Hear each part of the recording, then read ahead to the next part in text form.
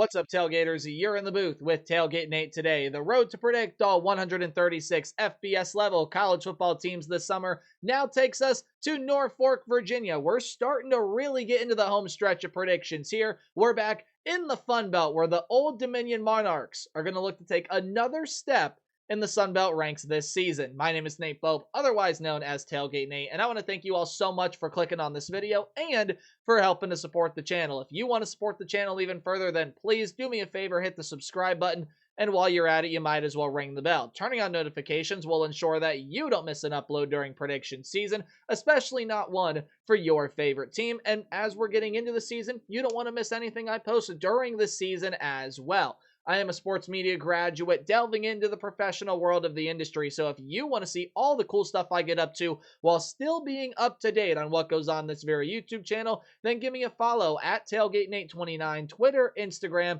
and feel free to even email me, tailgatenate29@gmail.com. Let's talk about ODU. Thank you so much for supporting and interacting with me or the channel in whatever way you can.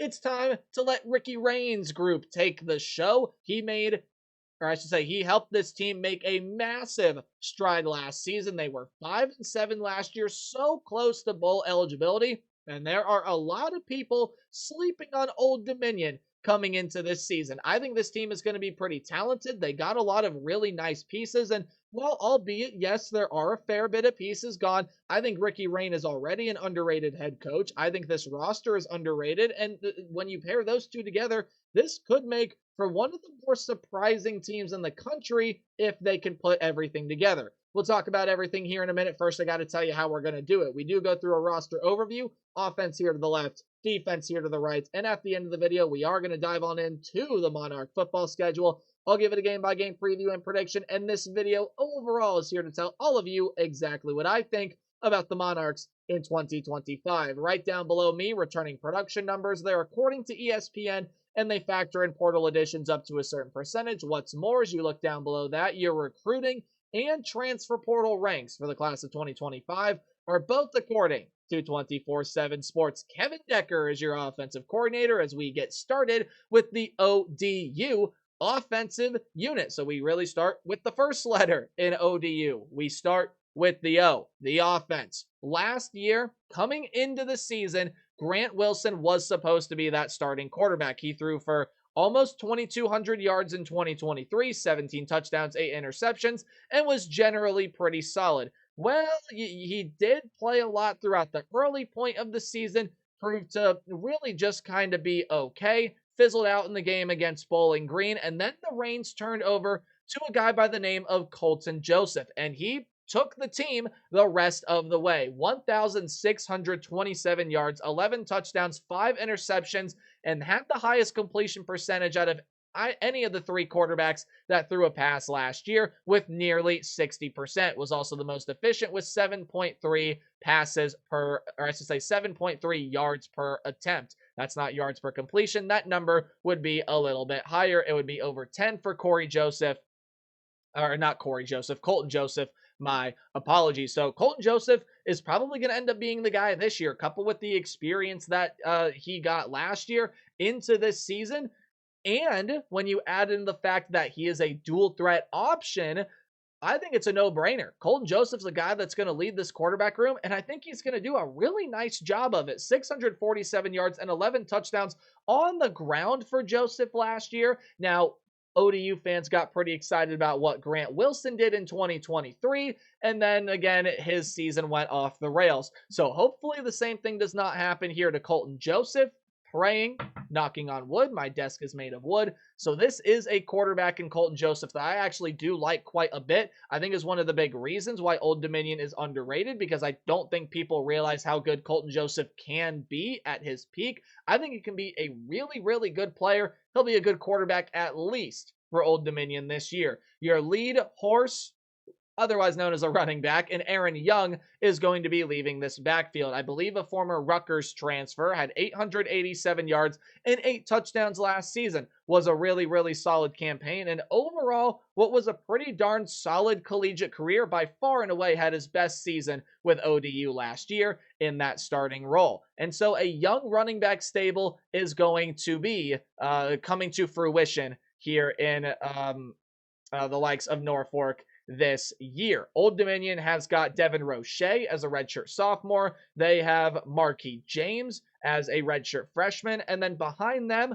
well, the depth might be a little bit of a mystery, but those two are two young, pretty darn solid pieces. Now, none of them got super involved in the offense last year. Roche had 43 carries, but did a lot with them. 274 yards and 2 touchdowns. Guys averaged 6.4 yards per carry, and this was a run game as a whole last year that had 5.2 yards per carry. I think Roche and James are going to fit in nicely to that billing.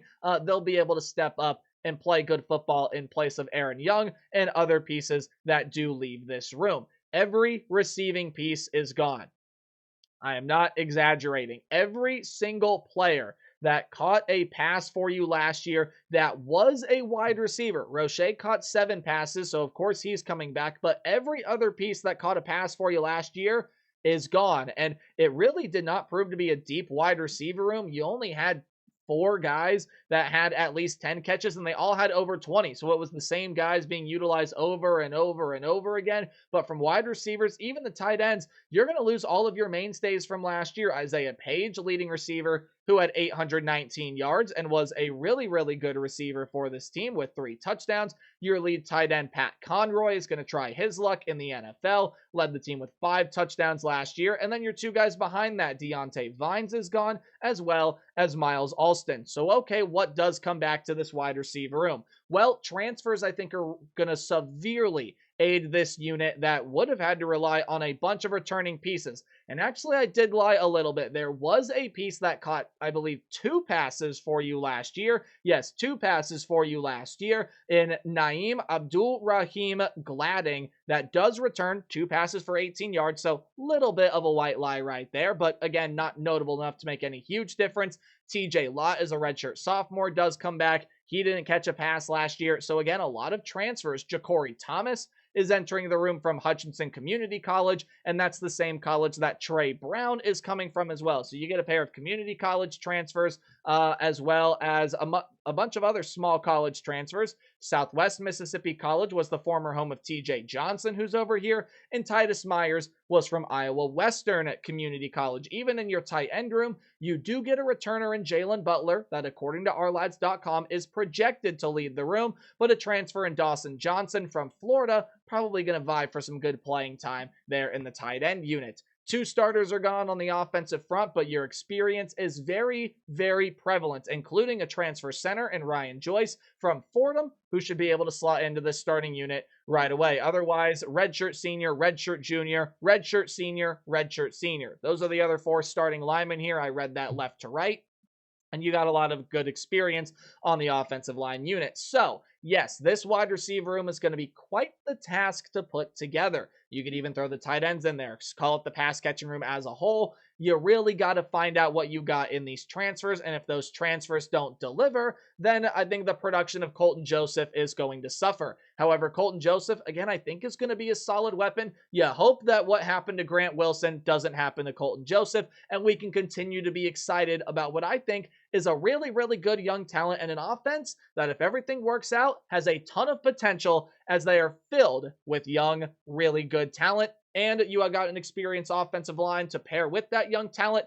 Perfect match, in my opinion. You move on into the defensive side. Blake Sealer, your defensive coordinator, and the defense really does need some leveling up from last season. Now, staying healthy is going to be a massive key. They lost a huge piece to the defense last season due to injury. We'll mention his name later. Those ODU fans probably already know who I'm talking about, but also developing that consistency and that rhythm, I think, is going to be really key for this unit as well. 26 sacks allowed. Okay, that can get better. 17 turnovers forced. Okay, that can get better. 2 pretty solid numbers in of their own right, but definitely ways that you can help improve this defense. But staying healthy, again, going to be the number 1 key. We start by looking at the talent, and there are going to be many really good defensive line pieces that are gone. However, there is a massive name coming back, and that is your sack leader, a guy by the name of Chris Trinidad, who led the team with 5 sacks a season ago. And even though a lot of depth around him is gone,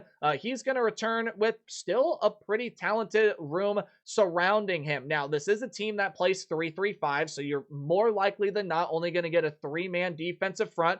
DeAndre Lynch is going to be the guy in the middle. That's probably the biggest point of contention on the defensive front, as it's probably going to be the youngest room, while as the defensive end, Ricardo Williams does return. And yes, you do have an experienced piece in Cole Daniels to back up DeAndre Lynch in that nose tackle position. In fact, Daniels could even start. Couple transfers, some other returners here and there, but overall, this is a defensive line that's going to have to find some pieces to fill in and guys to step up around Chris Trinidad. Here was the big injury last season. Jason Henderson returns from injury last year, where again, he just was not able to be a productive piece for this defense last year. But man, listen to what the kid did in 2023. Jason Henderson is a certified beast. He had 167 tackles, 4.5 sacks in 2023. Jason Henderson is one of the better linebackers that we have in the country,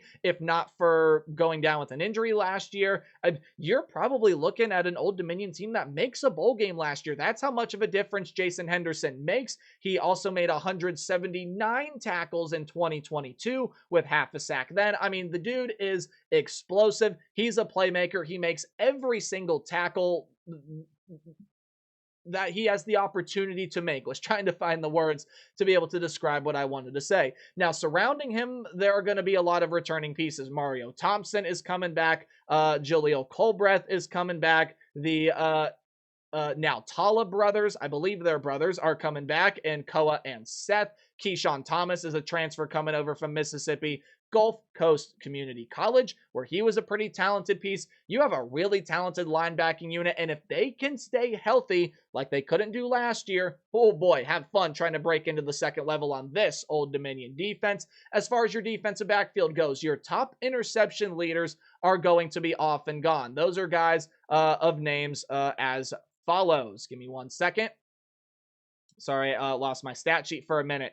You had 3 guys with 3 interceptions on the team last year, and all of them are gone. Jerron Manning has transferred off to Mississippi State. He was also the team's second leading tackler with 84 of them last season. You're going to be losing a corner in Angelo Rankin, who also, again, had 3 interceptions. Also recovered, or I should say not recovered, forced 3 fumbles last year. And then the other guy with 3 interceptions was a safety by the name of Will Jones. He is now over at North Texas. And some other good defensive back pieces I didn't mention are gone in there as well. So, okay, what do you have coming back? Mario Easterly, Langston Williams. That's about all for super notable returners. I think the portal pieces are going to be the highlight of this secondary unit. You got a corner in Botras Alessandro, probably did butcher that name, but he's coming over from Purdue. 25 tackles, 3 passes defended with the Boilermakers last year. Lucas Struck is over from Iowa Western Community College. And then Nikendre Stigger is over from Kansas State, where he had 9 tackles with the Wildcats last season. So I think those are going to be pieces that will lead the secondary unit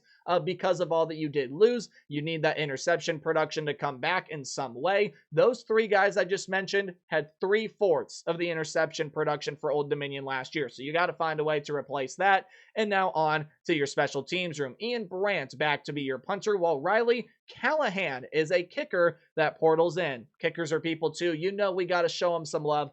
That does it for your special teams report. So I've already talked to you pretty in length about the offense. Defensively, find that consistency, stay healthy. Jason Henderson is an absolute dog, and as long as the defensive front and secondary finds the pieces to fit in for what they lost, and if some of these transfers work, again, you're looking at an Old Dominion team with a ton of really good talent, and one of the bigger sleepers, dare I say, in the G5 realm in the country.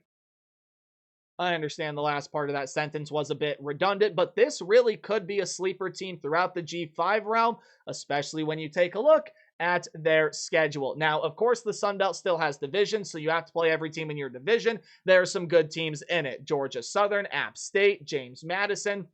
But you did get really lucky with your out-of-division draw, and your non-conference schedule, well, it is not the kindest to you. But you're really going to make your money, I think, in conference play this year. As you take a look down below me at some odds courtesy of FanDuel. Not me telling you to go place your money. You've earned it. You do what you want with it. And I'm no betting expert. It just does provide some nice, good context to see how good the odds makers think ODU is going to be this year. And hey, right around that bowl game threshold, 5.5 is that over under win total, which I think is honestly a pretty good number for this team. Honestly, I probably would have set it myself at 6.5 because I think that this team does have that potential and likely should reach a bowl game this year, at least in my mind. And maybe I just spoiled my prediction. But the biggest number here is that plus, where am I pointing at? Right there. That plus 1,000 to win the conference. You might think, okay, they're going to be behind quite a few teams, but where do you think that puts Old Dominion? Well, I'm going to tell you, it puts them 6th. They have the 6th best odds to win the conference, and that right there, I think should tell you a lot of what I've already told you. This is going to be a sleeper team. Now, I did tell you the non-conference is not going to be kind to them because look at who they got to play. You got 2 Power 4 teams on the road, Power 4 teams that are no slouches either, by the way, and then, only one of the better G5 teams to come out of Conference USA, and one of the biggest challenges to dethrone Boise State this season. Okay, let's start with I should say, this entire non-conference slate really should be pretty obvious to me. The first 3 games, at least. On the road against Indiana, yep, you're going to lose that one. Indiana is a team that is not going to go away. Even with all they lost, Curtis Rourke, some good running back pieces, defensive guys. Really, a lot of your big, heavy hitters on defense are coming back. You did get Fernando Mendoza at quarterback, a guy that I like a lot. Some really good transfers. Otherwise, Elijah Surratt back in the wide receiver room. And as long as Kurt Cignetti is there, Hoosier football's not going to go away, ladies and gentlemen. That's still a team that, while the schedule gets tougher, they can make a run back to the college football playoff. ODU loses on the road. They should be able to beat NC Central at home. Don't really think there are going to be too many quarrels about my prediction there. And then on the road against Virginia Tech, I think is a loss. Kyron Drones, I think, can be a really dynamic piece at the quarterback position. I think Virginia Tech has got a lot of other nice talent, and they do pretty well for themselves in the wide receiver transfer portal to pair with a really good piece that they have coming back from last year. So that's a loss there for ODU. And again, non-conference continues to not be kind to them because I also got them losing to Liberty. Now, while I do think besides the NC Central game, this is your most winnable FBS opponent outside of the Sun Belt Conference, Liberty is definitely a team that even without Caden Salter, even without Quentin Cooley, you're just not going to be able to take lightly this year, and they're still going to be really, really good because they're coached really, really well by Jamie Chadwell. They still have some unbelievable talent on both sides of the ball. Like I said earlier, Liberty is one of the teams that can go compete with Boise State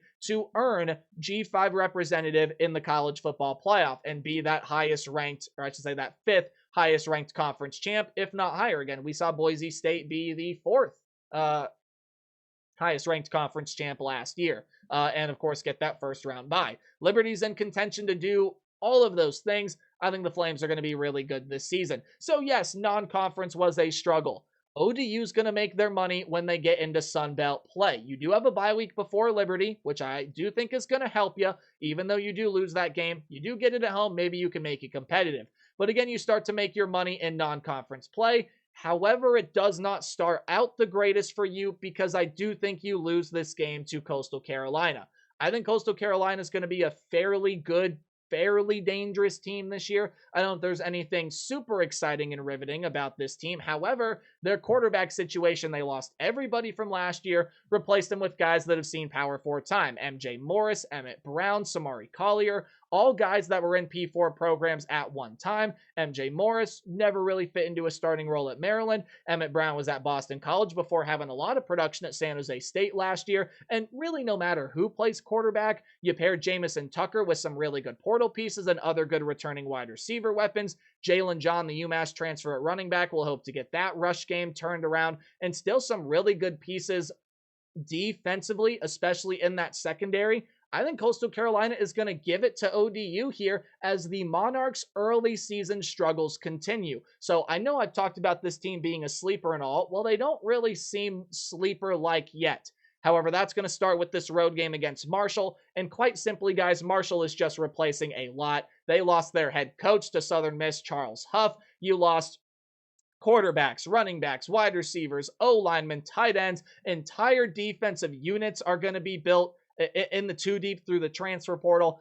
This is just a Marshall team that I think is really difficult to figure out because I still think they got a lot of good talent and the foundation at Marshall is set pretty strong. But man, did they just lose too much for me to be really certain about any sort of success the team is going to have this year. I think it's a rebuilding year, especially as this is your first or I should say, this is your head coach's first time being a head coach. I think Marshall's going to stumble a little bit this year, and that is a loss for the Thundering Herd, meaning it's a win for ODU, and they get back on track. Sadly, they're not going to be able to get a win streak going because, much like I talked about with Liberty, I think James Madison is also one of the contenders to go give it to Boise State and to dethrone them as the G5 representative. I think James Madison is a better competitor than Liberty will be. I think Bob Chesney has this team trending in a fantastic direction. And even though their starter at quarterback, Alonzo Barnett, is coming back, they decided, what the hell, let's add more. So they bring in Matthew Sluka, some other really nice pieces offensively, good defensive pieces. Folks, James Madison is going to improve from where they were last year based on where they were with Kurt Signetti. Last year was a down year, but Bob Chesney has got I think going to get his guys figured out this year, and James Madison going to be a really formidable foe in the Sun Belt this year, probably going to end up being the conference's best team. App State is up here next, and App State, much like Marshall, did lose a lot from last year. Now, not as much as Marshall, definitely not. And App State still does have some nice returning pieces. Dalton Stroman in the wide receiver room, Kanye Roberts in the running back room. The defensive front, I think, has a lot of good pieces. That quarterback they transferred in, and AJ Swan, I think is going to be serviceable, but they are also under new management. Dowell Loggins is going to be taking over, I believe, his first role as a head coach. Not positive on that one off the top of my head. However, I think ODU really starts to turn their season around right here. This is going to be a game where you might look and say, okay, App State maybe has the more talent. They obviously have the stronger foundation of a program, but ODU, I think, has a lot of talent that'll give App State some problems here, and I just think they get that win at home. Now, I did say that they got pretty lucky with their out-of-division draw. These are the two teams right here you drew from the other division, ULM and Troy, neither of which are the three front runners in the division. That's South Alabama, Texas State, and Louisiana. You could even throw Arkansas State into that mix there as well. So you are getting two of the lesser teams in the opposite division, in my opinion, and I do think you win both of them. I think you get this game on the road against ULM. I think Old Dominion's a lot more talented, and again, this is where they start building momentum. You have a bye week before a weekday game against Troy, weekday game at home against a team that I think you're more talented than, while Troy's got a lot of nice pieces, including Goose Crowder at the quarterback position that I do like, and a defense that is going to hit you pretty hard. This is a Troy team that I think overall doesn't compare to what this logo behind me has got. So, okay, you need to split your remaining two games to get into a bowl, and I think that's very easily doable. In fact, I think that's exactly what you do. Maybe not in the order that ODU would prefer it, because I do think they lose on the road to Georgia Southern. Really nicely coached team by Clay Helton. You got J.C. French coming back at the quarterback position. Even though Jalen White is gone, you are going to be returning some really nice wide receiver or running back pieces, I should say, led by O.J. Arnold. And I mean, speaking of wide receiver pieces, you're going to have those too this year. Georgia Southern has got some really nice receivers, Josh Dallas, Dalen Cobb, some nice tight ends, and River Helms and Amon Green transferring in. Wide receivers, Dylan Gary, Camden Brown transferring in. This offense, I think, is just going to be way too much for ODU to handle, and the Georgia Southern defense, I think, steps up and makes a couple plays, but quite simply put, offense too much to handle for the ODU defense. However, they should be able to beat Georgia State in that final week of the season. Right there kind of with ULM and Troy. I just do not think Georgia State's going to be that great of a team this upcoming season, and I think they're really going to struggle in Sun Belt competition. So, okay, I know I've spoke about this team as a sleeper, and, well, the record that just flashed up down below me, 6-6, doesn't really feel sleeper-like, does it? The sleeper is a team that, like, oh, you know, this team's expected to be right around this level. Well, let's give them 3 or 4 more wins than expected.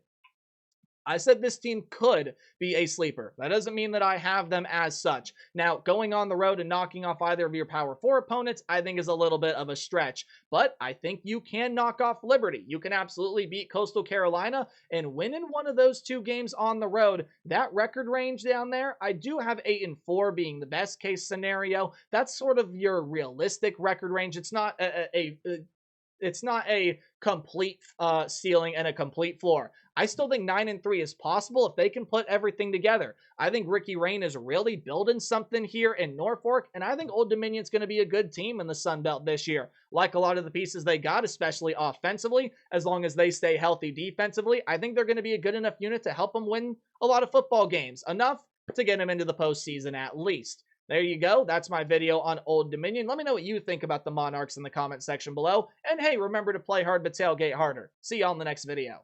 Goodbye.